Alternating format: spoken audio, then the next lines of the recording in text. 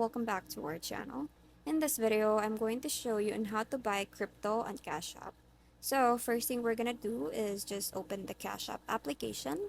Once you're here, just tap on this icon at the bottom left.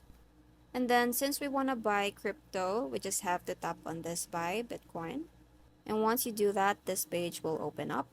And in here, we just have to tap on this buy and just select the amount of Bitcoin that you want to buy. So just tap on that three dots if you want to type in the amount on yourself. So in my case, I'll type $5. And then once you're done typing the amount of Bitcoin that you want to buy, just tap on next.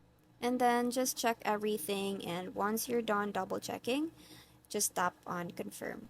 And there you go, you have purchased your crypto or Bitcoin on Cash App. And that's it. I hope you find this video helpful. Thank you for watching, and I'll see you in the next one. Bye!